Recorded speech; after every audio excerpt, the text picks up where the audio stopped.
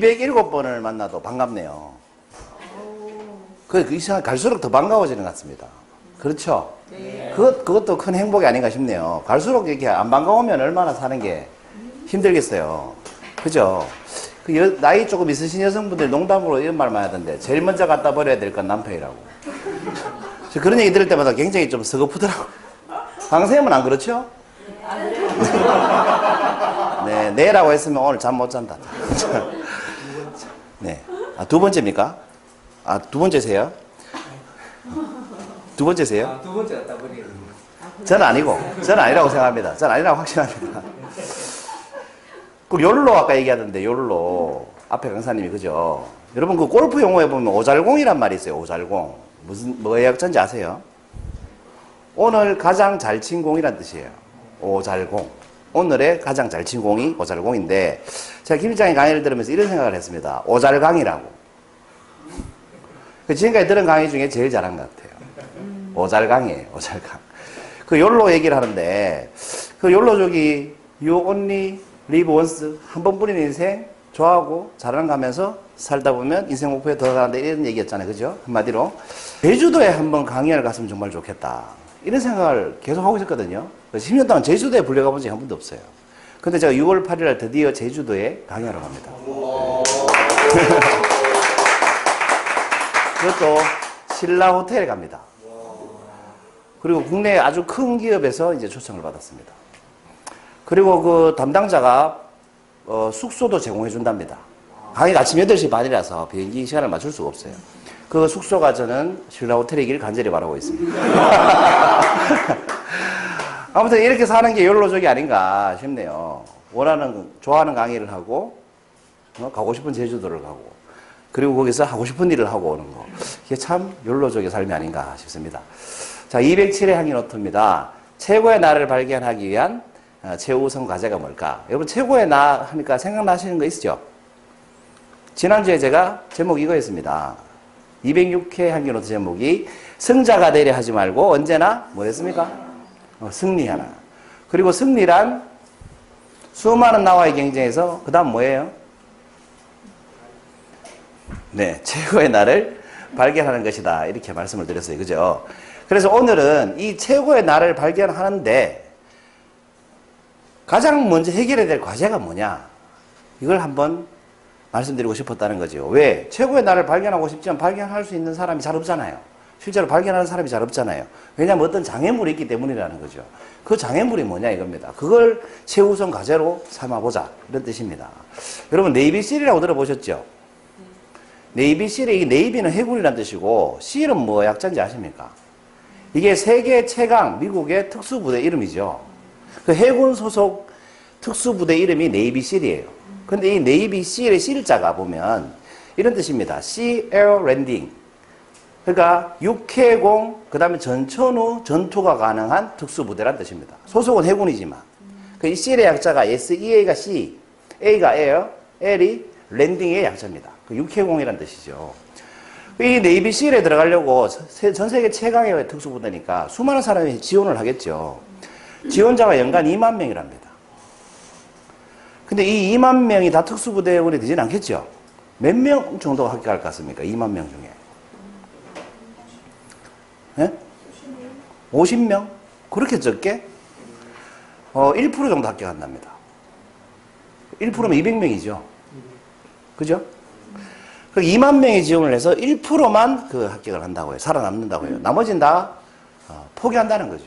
왜 그러냐 하면 그 훈련 강도가 어마무시하게 힘들다고 합니다. 거의 뭐 목숨을 잃을 정도로. 그 작년에 네이비실 출신의 한 사람이 그 한 20년 정도 네이비실에 몸담고 있는 사람이 공개를 했어요. 이 동영상 중에 하나를 캡처한 건데 훈련 중에 한 장면이에요. 그 어떤 식으로 훈련하냐면 뭐 보면 물속에 잠수하는 훈련 같잖아요. 그죠? 근데 뭐 좀 특이한 거 없습니까? 그래요. 손과 발을 묶어놨어요. 그것도 뒤로. 이렇게 해서 생존을 해야 되는 거예요. 물깊이가 한 4, 5m 정도 되는 수영장에다가 이렇게 빠뜨려놔요. 그러면 여기서 이제 살아나와야 되는 거지. 어떤 식으로 살아나와야 되냐면 이게 어떻게 하면 훈련이 끝나냐면 여러분 일단 이게 수영을 못 하는데 어떻게 하면 숨을 쉴 수 있겠어요? 물깊이가 4m인데 바닥을 차고 올라오면서 숨을 쉬어요. 일부러 내려가서 바닥을 발로 차서 고개가 나오잖아요, 물 밖으로. 그래야 물 밖으로 나올 수 있으니까. 그래서 숨 잠깐 쉬고 또 바닥 차고, 숨 잠깐 쉬고 또 바닥 차고 하는 동안 끈을 풀어야 돼요. 그다음에 그 끈을 다 풀고 바닥에 있는 물건을 집어서 물 밖으로 나오면 끝난 거예요, 훈련이. 잘못하면 죽을 수도 있겠죠. 이런 식의 훈련을 하니까 버틸 수 있는 사람이 잘 없겠죠. 뭐 바다에서 이렇게 손발 묶고 수영하는 것도 배우고, 뭐 민물에서 수영하는 법도 배우고, 이런 식으로 이제 생존 훈련을 한다는 겁니다. 그런데 이런 훈련도 한다고 합니다. 비슷한 상황을 만들어 놓고 4.5m 풀에다가, 물 깊이가 4.5m에다가 15분간 버틸 수 있는지를 테스트를 한다고 해요. 근데 15분간 어떻게 버티냐면 이런 식으로 버티는 거예요. 호루라기 소리에 맞춰서 바닥 찍고 올라오는 훈련이에요.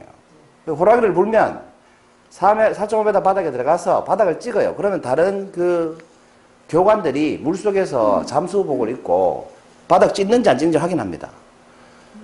근데 이 훈련을 할 때 아무런 설명을 해주지 않습니다. 그러니까 질문도 받지 않습니다. 질문 금지예요. 단 호각 불면 바닥 찍고 올라오라고 하고, 올라오면 호각 불면 다시 들어가라는 것밖에 얘기를 안 해줍니다. 그럼 바닥 찍고 올라오겠죠? 그럼 근데 이게 숨을 한 2번 쉬면 다시 호각을 분대요. 그럼 다시 내려가야 돼. 이걸 15분 동안 버틸 수 있는지 테스트를 하는 거예요. 물속에서는 다른 교관이 바닥 찍는지 확인하고 있고.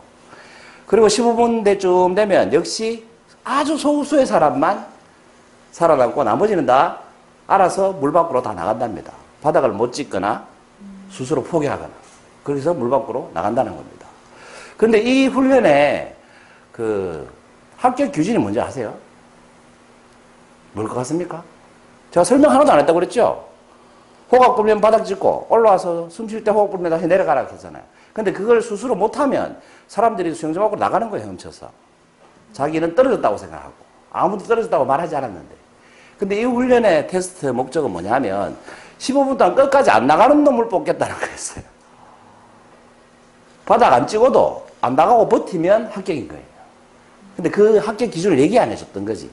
그래서 사람들이 스스로 뭐 숨을 차서 나가든가 아니면 바닥을 못 찍어서 나갔든가 어쨌든 나간다는 거지, 물 밖으로. 나가라고 하지도 않는데. 그래서 이 시험에서 탈락하는 유일한 방법은 뭡니까? 포기하는 겁니다.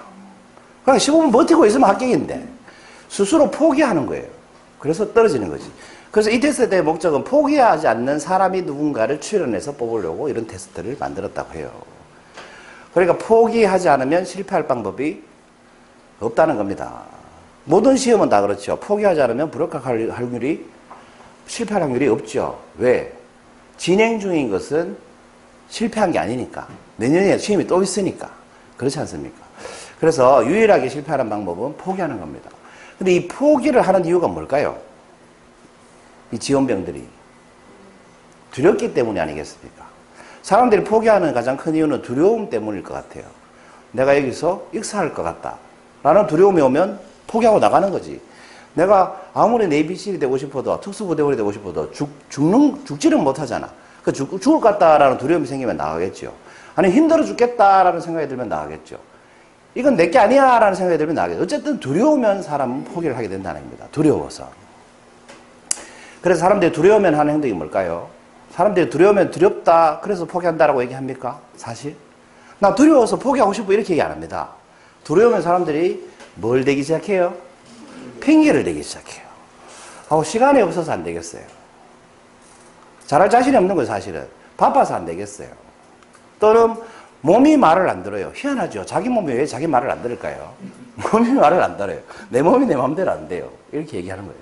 사실은 내 몸을 내 마음대로 되게 연습이 덜 된 거죠. 그죠? 그 다음 뭐 힘들어서 못하겠어요. 이런 식으로 우리 뭐 한다? 핑계를 댄다 이 말입니다. 여러분 근데 이 핑계를 대기 시작하면 우리가 원하는 방향으로 갈 수가 없습니다. 자꾸 일기를 셉니다. 나는 강사가 되고 싶어 하면서 강의 배울 시간이 없어라는 핑계를 대면 이 사람은 강사 될 일이 없는 거죠. 아까 우리 김 부장님이 자기가 뭐라고 그랬어요? 체육교사가 되고 싶어서 400만 원 단기 대출 받아가지고 핑계 없이 그 길을 가니까 체육교사가 되잖아요. 근데 돈이 없어서라는 핑계를 댈 수 있죠. 여러분 보통의 사람 같으면 카드 단기 대출 400만 원 받아가 체육교사 될 생각을 할까요? 안 할까요? 안 하죠. 그 돈 핑계를 대게 돈이 없어서 못한다. 난 하고 싶지만. 그럼 요양체육교사 될 일이 없는 거예요. 그래서 핑계를 대면 우리는 원하는 방향으로 갈 수가 없습니다. 자꾸 새 나가게 돼 있어요. 그래서 제가 이런 어록을 한번 만들어 봤습니다. 읽어보실까요? 시작. 마음껏 핑계를 만들어라. 그러나 성장하는 자에게 핑계는 독이다. 저는 핑계가 무조건 나쁘다고 생각하지는 않습니다. 내가 몸이 너무 힘들어서 명대로 못 살 것 같다. 그럼 핑계 만들어서 쉬어야 된다고 생각합니다. 무조건 성실하고 무조건 열심히 사는 건 옳은 방법이 아니라고 생각해요. 그럴 땐 핑계 대도 된다고 생각해요. 그리고 사람이 그 핑계 대는 걸 심리적으로 표현하면 자기 합리화한다고 그러잖아요. 합리화를 할 수 없으면 내 자신이 너무 못나 보여가지고 사는데 자존감이 많이 떨어져요. 핑계거리가 생기면 내 탓이 아니니까. 문제가 너무 어려워서 그런 거야. 그러면 내 탓이 아니잖아요. 그럼 또 시험 칠 수 있어요. 그럼 난 머리가 돌인가 봐. 이러면 시험 치기가 힘들어요. 그죠? 이럴 땐 핑계를 대도 돼요. 그럴 때는. 그런데 성장하고 싶다면 핑계를 대서는 안 돼요. 왜? 핑계를 대는 순간 그 길을 못 가고 다른 길로 새기 때문에 그렇습니다. 그래서 자기 개발을 할 때는 핑계를 안 대는 것이 좋겠죠. 자, 여기까지 들으시고 오늘 강의 제목 최고의 나를 발견하기 위한 최우선 과제. 답은 제가 이미 다 말씀드렸어요. 뭘까요?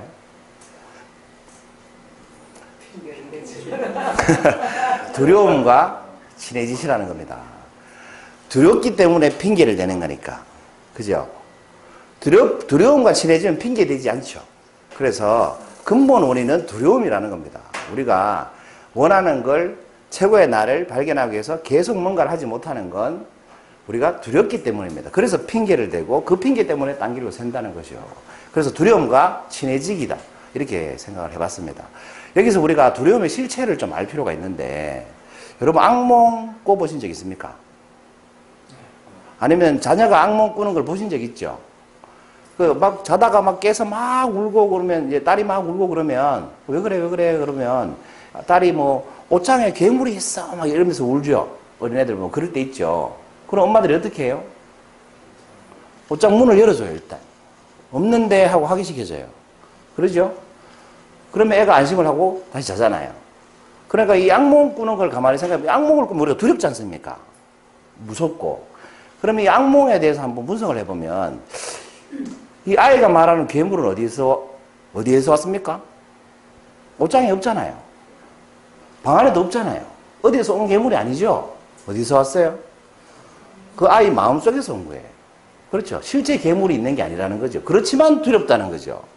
두 번째, 이 괴물을 만든 건 누구입니까? 아이 자신이라는 겁니다. 누가 괴물을 만들어서 아이한테 집어넣은 게 아니죠. 이게 바로 두려움의 실체라는 겁니다, 여러분. 우리가 느끼는 두려움이라는 거, 그건 누가 만든 것도 아니고 자기 자신이 만든 거예요.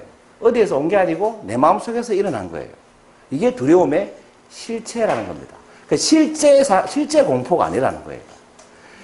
여기 계신 분들은 다 이해하실 수 있을 거예요. 강연 뭐 배우시고 처음 시험 치시고 이럴 때는 벌벌벌 떠시잖아요. 한 10번쯤 되면 하나도 안 떨고 하시잖아요. 더 이상 강의라는 게 두렵지 않다는 걸 아시는 거지. 뭔가 새로운 시도를 할 때 두려울 뿐이지. 막상 해보면 그게 두려운 존재가 아니었다는 걸 알게 된다는 거죠. 이게 두려움의 실체라는 겁니다. 그래서 우리가 말하는 두려움은 실제로 두려운 게 아니고 내 마음속에서 그런 마음이 일어나고 있을 뿐이라는 겁니다. 사업을 하는 사람들도 마찬가지죠. 여러분 월마트 아시죠?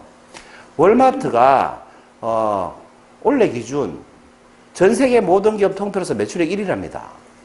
그리고 종사자 수가 200만 명입니다. 대구 인구가 250만 명 됩니까? 그게 대구 전체 인구가 이제 월마트 지구입니다. 이만큼 세계적으로 알아주는 기업인데 이 월마트의 창업자 이름이 샘 월튼입니다. 그래서 월마트죠. 샘 월튼인데 이 사람이 창업했던 가게는 미국 아칸소주에 있는 조그만한 슈퍼 같은 겁니다. 우리 동네 슈퍼 같은 겁니다. 요만합니다. 지금 이게 실제 1호점입니다, 여러분. 하나밖에 없을 때죠. 그 1호점. 그리고 세계 매출 1위 할 때도 이 샘 월튼은 자기가 1호점에서 몰고 다니던 트럭을 가지고 다녔다고 해요. 아주 검소하게 살았다고 해요. 그런데 이 1호점을 월마트 박물관으로 바꿨어요. 지금은 1호점이 박물관이 된 거죠. 이 박물관에 가면 샘 월튼이 평소에 가지고 다니던 열쇠고리가 있대요. 그 박물관 안에. 그 열쇠고리에 보면 이렇게 써 있답니다. 까짓것 해보자. 두렵지만 뭐 한 거예요? 까짓것 해본 거예요. 여러분 창업을 해서 뭔가를 시작한다는 굉장히 두려운 일입니다. 그런데 까짓것 해보자라는 마음으로 한 거예요. 그 당시에 세계를 제패하던 마트가 K마트라는 게 있었어요. 월마트는 구멍가게였다면 K마트는 이마트 수준이었어요. 그 당시에. 근데 이 샘홀턴은 까짓것 해보자 하고 K마트하고 붙은 거예요. 그리고 10년 만에 K마트를 역전한 겁니다. 왜? 까짓것 해보자라는 마음이 있었기 때문에. 뭐요? 두려움하고 어땠습니까? 친해졌기 때문에 가능하다는 겁니다. 이때 주변 사람들이 잘 도와줘야 됩니다. 여러분 까짓것 해보자 하면 주변에서는 그래 해봐라 합니까? 아니면 말립니까? 거의 말립니다. 근데 뭐 보기 좋게 이런 식으로 말이죠. 좀 점잖게. 신중해야지. 한 번 더 생각해봐. 이성적으로 판단해봐. 이렇게 말립니다. 그렇죠? 그런데 엘리트 마인드라는 책에 보니까 이런 문장이 나오대요. 성공하려는 사람에게 해줄 수 있는 최악의 조언은 신중하라는 말이다. 신중하면 여러분 크게 실패할 일은 없겠지만 원하는 대로 이루어질 일도 잘 없습니다. 그래서 우리가 그렇게 사는 걸 그냥 고만고만하게 산다라고 하죠.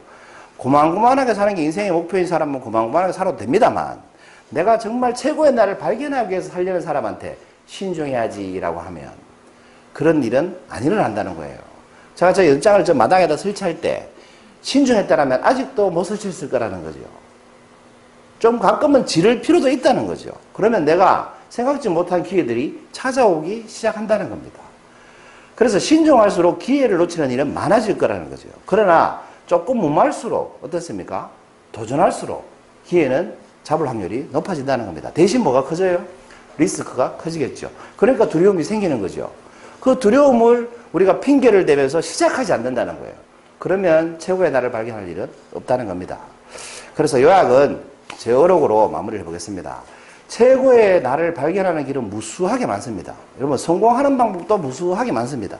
그렇지만 실패하는 길은 오직 뭐밖에 없어요? 포기밖에 없어요. 왜? 포기하지 않으면 진행 중이니까. 근데 그 포기는 어디서 비롯되느냐? 두려움에서 비롯된다는 겁니다. 그래서 여러분 최고의 나를 발견하고 싶으면 먼저 여러분이 느끼는 두려움과 좀 친해지시길 바랍니다. 네, 이상입니다. 마치겠습니다.